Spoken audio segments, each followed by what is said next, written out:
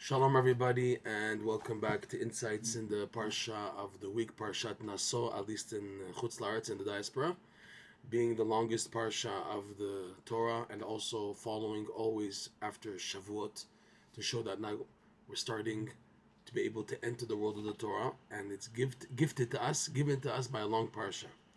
There are so many details in the Parsha. One that always sticks out, especially today, because it's a bit touching upon relevant items, is the idea of the Sotah. We've given so many insights already on the Sotah, but it's because it's so unfortunately relevant Shalom Bayit issues. So most people, when they read the Parsha, the thing that really shocks them is the idea of the Sotah, because we hear so many stories, unfortunately, of divorces, of couples cheating on each other, and families breaking up and everything. So this Parsha insight might be a bit delicate, but there's details here to help us, give us light and guidance as to what we can do, B'ezrat Hashem, to live a happy marriage and a happy life. So first, we're going to look at the end of the third Aliyah. So this is chapter 5, verse 10. This last section here, before Revi, talks about the gifts to, in other words, it's an indirectly, but directly involved in gifts towards the Kohanim and the Levim. The final verse reads like this: Ve'ish et kodashav. This is verse 10. Ve'ish et kodashav lo yiyu. Ish asher yiten la Kohen lo yiyeh. Rashi brings a few explanations here and upcoming on the next verse, on this verse over here. Number one, it says like this. First of all, the translation: Ve'ish et kodashav lo yiyu, and each man his holy offering, the tithes, the maaser that he gives to the Kohanim, lo yiyu, will be to him. What does that mean, will be to him? So like we said, Rashi brings down number one, that the person who's giving his gifts to the Kohanim and the Leviim, he can choose who he gives to. You can't say the Kohen says, well, it belongs to me, so I can come and take it, even like that. So the man says, no, I have the right to choose to which Kohen it goes to. So that's what the verse is teaching on one explanation. V'ishet kodashav lo yiyu, that each person, a person who gives off his tithe to Kohanim, it's up to him. To him it belongs, meaning what? He can decide who it goes to. Another explanation Rashi brings: if a person doesn't give his tithes to the Truma and the Maaser to the Kohanim Leviim, so ish et kodashav lo yiyu, if now the man keeps it to himself, so he's punished in that now, like what he was supposed to give to the Leviim, like say for 10% or the Truma, in the end, his produce, his wealth that comes in is only 10%. Lo yiyu, because he kept it for himself, so he becomes poor. And in the end, what he was supposed to give to the Kohanim and the Leviim, that in the end, it's what's left with him. So let's learn out on the words lo yiyu, okay? And the verse goes on nicely. Ish asher yiten leKohen, but a man now who gives to the Kohen, lo yeh, he will have. And Rashi says, what will he have? Quoting the Gemara in Brachot, page 63, he'll have a lot of money. By giving your tithes properly, you are blessed with bracha, okay? Right after that, Revi'i starts the whole parsha of the wayward woman, right? The Isha Sotah. Verse 11, Vayidaber Hashem and Moshe Lemor. Hashem speaks to Moshe saying the following: Daber b'nei Yisrael, speak to the Jewish people, V'amarta lehem, and you say to them the following: Ish ki tiste ishto u'ma'ala v'ma'al.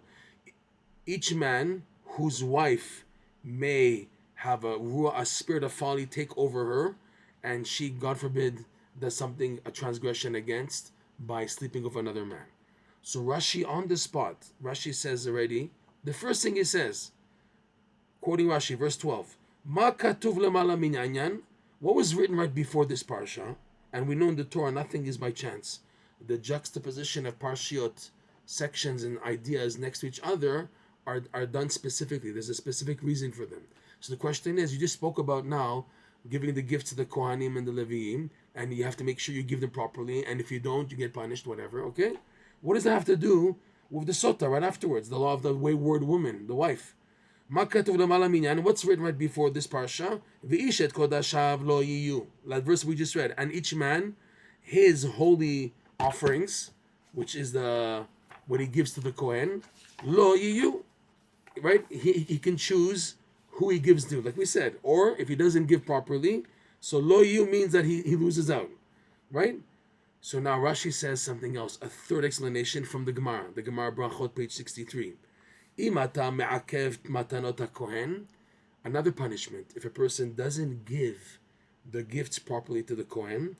Chayecha, Hashem says, by your life, I swear to your life, shetitztarech lavo etzlo lavi lo et sotah, that if you don't come to the Kohen giving a gift, so you have to come to the Kohen in another way to bring, God forbid, your wayward wife, chas shalom, for the Sotah whole procedure of drinking the water, the cursed water with the name of Hashem erased, and the minchat kenaoda, the meal offering of the Sotah, and then God forbid if she really cheated, she dies a very disgusting, terrible death.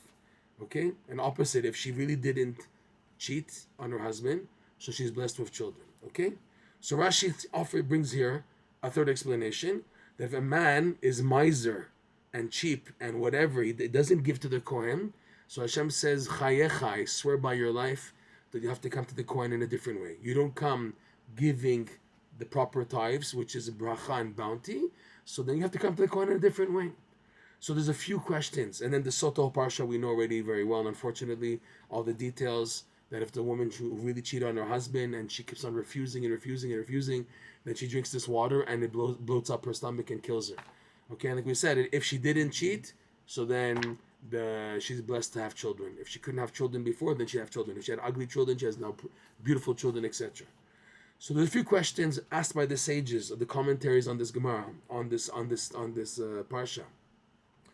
The Parsha is making it sound, you the man, the mister, you do something wrong, so then your wife pays the price. More than that, she gets punished by death. So she's getting punished by death because she did something wrong. But the Parsha is saying, is indicating who's at fault here, who started the initial problem here. It's the man. So this is a very delicate thing and concept in marriage till today. That in marriage, people a lot blame the husband. There's a place where people say, well, the husband didn't bring me simcha in my life, and that's why the woman says I cheated on my husband, chas shalom, or I did this, I did that.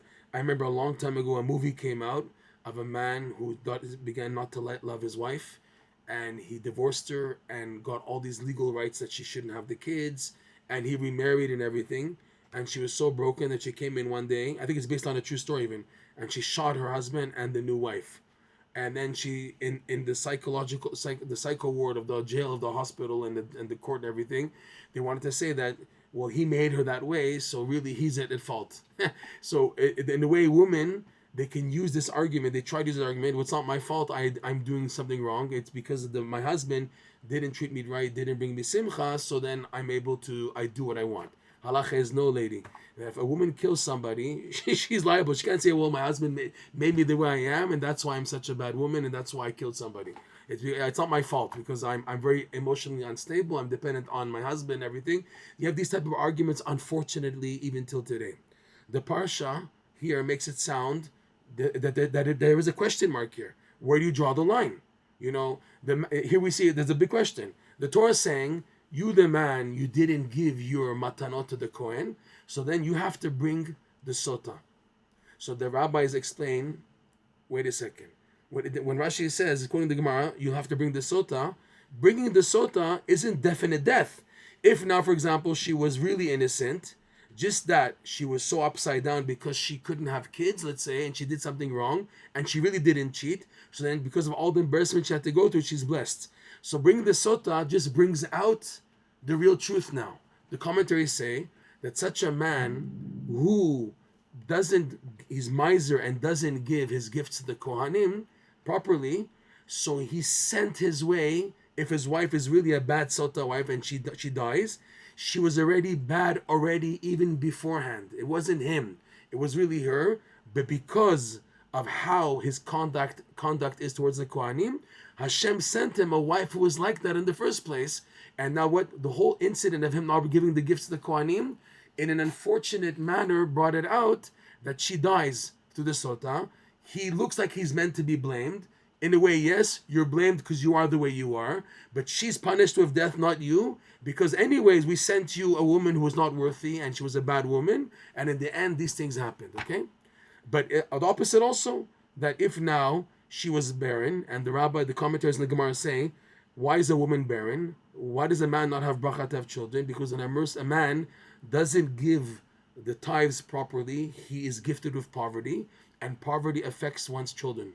Right, poverty is something that this poverty, they bring down the sages, the commentaries, that this poverty leads that a person is barren. So the barrenness is also due to his not giving. But now with all this embarrassment, she's blessed to have a child now. Okay? There's still a question. Why all this? What's going on here? So let's take a look from the perspective of Rebbe Nachman, Likutey Moharan, lesson 24, our famous lesson 24. In lesson 24, Rebbe Nachman talks about being besimcha, working on being besimcha, doing mitzvot besimcha, and how when a person works on simcha in life, even fake and silly simcha, to bring him to genuine simcha, this activates what's called berachah. Berachah is associated with the hands, like the Kohanim. The Kohanim are considered the seat of blessing. That's what we have in shuls. Depends on your minhag, how often in the year. But there's what's called birkat Kohanim. The Kohanim go out to do duchan. They bless Am Yisrael. In the time of the Beit HaMikdash, until today in our davening, the daily davening by the Sephardim or in Eretz Yisrael, wherever, the different minhagim, but the Kohanim give bracha. Because the Kohanim's hands are channels, like funnels to receive blessing.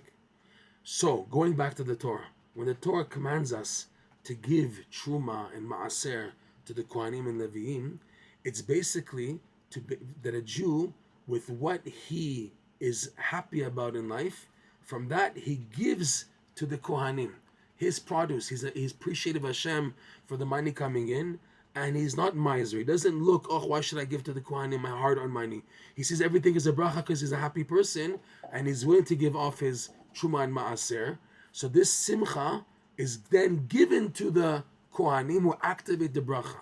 Like Rebbe Nachman says in lesson 24, that when being besimcha, when doing a mitzvah besimcha, it activates bracha, and the bracha allows a person to connect to the infinite light. Rebbe Nachman explains, truma, the reason why we call it truma, because it's an acronym for trei mimea, 2 from 100. In other words, 2% from 100, which is 1/50th.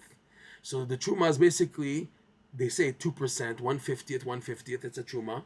Okay, comes out to trei mimea. And he explains Rav Nosson, number 50 is associated with the Keter, which is the gateway to Hashem's infinite light. And we give twice, trei mimea, 1/50th and 1/50th to the Kohen, truma, in order to activate through the blessing that the Kohen activates, being the Kohanim, being the concept of bracha in themselves. That's why they're the funnels, the channels for blessing in the world is the Kohanim.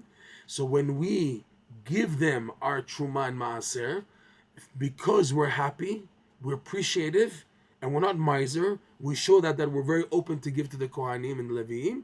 This activates the bracha that leads to the 50th level, activating the 50th gate, which is hinted to in the idea of the truma. And also maaser, Rav Nosson goes into that also in the Likutey Moharan. You can see for yourself. But the point is that the Kohanim, giving to the Kohanim, is an act of simcha. The reward is simcha, but the prerequisite is also simcha. So somebody, a man who works on being besimcha, he is someone who will give to the Kohanim. Now, a person who's not besimcha will not give to the Kohanim. Okay, take both situations, both scenarios. The man who's besimcha, who was given chas shalom, let's say a wife who's a bad wife, and a man who's not besimcha, who's also given a bad wife. The man who's besimcha, through his simcha, he has better chances of transforming his wife to become a better person. Like someone once came to Rav Nosson complaining that he had a very, very terrible wife who caused harm to even other people. She was so bad, and he had no idea what to do. And he thought the only decision is to divorce. Rav Nosson said, daven for her. Daven and keep on davening to change her. And the idea of davening is when a person has hope and believes his hope, he'll do that. And in the end, the tradition is that the person davened, and yes, he was able to change his wife from his prayers, okay? So going back, the Torah is showing us when it says, if you don't come to the Kohen and bring the Kodashim, your Trumot, so you have to come to the Kohen in a different way, the Torah is showing you have two options in life how to deal with situations, especially with Shalom Bayit issues. A person has, let's say, Chas Shalom, a bad wife. He's given a bad wife. So now, if now he himself is negative, and it shows in him that he doesn't want to give to the Kohen what belongs to the Kohanim, the Truma and the Maaser, so that's short that why would he do that? Why would a person say no, he doesn't deserve? Why is a person like that? Why is a person kamtsan and holding his money to be by himself and not willing to just give it to the Kohen because as a rightfully belongs? People who are like that are basically people who are not happy. You're not happy, so you feel your money is hard earned. Everything is in a dinim, judgmental attitude. Everything is in constriction and difficult and negative. Why should he get? Why should he get? Why should he get? So that attitude is emanating from a person being negative because he's lacking simcha. It's true that by giving the Kohanim, you get simcha, but also A leads to B, B leads to A. You need some initial simcha in order to give. So the Torah is showing us that when a person is not besimcha, and it's reflected in that he doesn't give to the Kohen, so then because he's taking that route of not using simcha to activate the berachah of the Kohanim to help him in life with his marriage, let's say, okay? So he has the other alternative that she does chas shalom as a result go off. If she's like a bad Sotah wife, she's an evil, and the whole process of fixing her through her death. And if it's a second case where she's really a good wife, like the Torah says, the man has a ruach of kina, a spirit of jealousy. And it says, because his wife really did a transgression, or they're coming up in like verse 13 and 14 and 15, etc. Or he had a spirit of jealousy, the husband, and she really didn't sin, right? So both cases now, they have to go through this very unfortunate situation, all because he didn't give to the Kohen, and him not giving to the Kohen is because he's not besimcha. So again, the Torah is showing that you have a choice in life how to deal with scenarios and situations. Or you can take the pathway of simcha, and then your chances of getting things moving in life are much more positive, much more better, and a pleasant way to have things happen. If a person chooses not to be happy, always feeling negative, I didn't do enough, I did. Even in spirituality, the person feels very negative about himself. I'm not getting up on time, I don't daven like I used to, I'm not guarding my eyes, I'm not watching my health, I'm not watching I'm eating, and I'm not doing things like I'm supposed to, and he just feels guilty and guilty and guilty until he feels very negative and sad about himself, and he feels that attitude is like the only way he can. There's a thing called simcha in life. Simcha is for crazy clowns and lunatics. He thinks like that, chas shalom. So such a person has the harder way of getting things fixed in life, and that's what's illustrated in the idea of the Sotah. So today we don't have a Beit HaMikdash, we don't have Kohanim. Kohanim and the Beit HaMikdash was considered the highest type of tzedakah given by Jews at the time. There was also Maaser Ani. There's all types of Maaser that were given in the time of the Beit HaMikdash. There's Pe'ah, right? There's the laws of the Pe'ah, of the field. Okay, there's all types of charities that existed back then. But the choicest one was that which was given, the Trumot and Maasot given to the Kohanim. The Kohanim servicing in the Beit HaMikdash is like the level of tzedakah to the Holy of Holies. Today, we don't have a Beit HaMikdash, but the true Torah sages, the true tzaddikim, Talmidei Chachamim, are in a sense like the Kohanim in the Beit HaMikdash. So it goes to say, by extension, Rebbe Nachman writes this, that when Jewish people today, Nachon, there's 5 million types of charity causes in the world, and they're all fine and dandy, and they're all beautiful, and they're all worthy and everything. But if a person really wants to get mileage, and really wants to activate bracha in the world, he should seek to give to the tzedakah, which is of the level of the Kohanim in the Beit HaMikdash today. What is that? That's the idea to give to the tzaddikim, whose whole life and essence is like the idea of Kohanim, to activate the bracha in the world. And this, as a repercussion of that, a person activates true bracha, which leads accessibility, like the Kohanim did, to the Trei Mimea, the 100, the 50%, 150th, which is the idea of the 50th level, the Keter. So we should be zoche, number one, to be besimcha, to take the attitude of simcha, and through that, we can, B'ezrat Hashem, deal with things much better, as opposed to an attitude of harshness. The attitude of simcha even though it may seem laid back, but your chances of getting success to where you want to get to, especially the Parsha is hinting in Shalom Bayit, because that's what it says. If now you bring your kodashim to the Kohen, so you won't have to bring your wife, the Sotah, chas shalom, to the Kohen for something bad. In other words, you have a choice how you want to deal with things. Choose the attitude of being happy, being a beneficiary, a giver, a one who wants to give and do good and be open. We should be zocher to have that attitude. Bezrat Hashem. Shabbat shalom. All the best.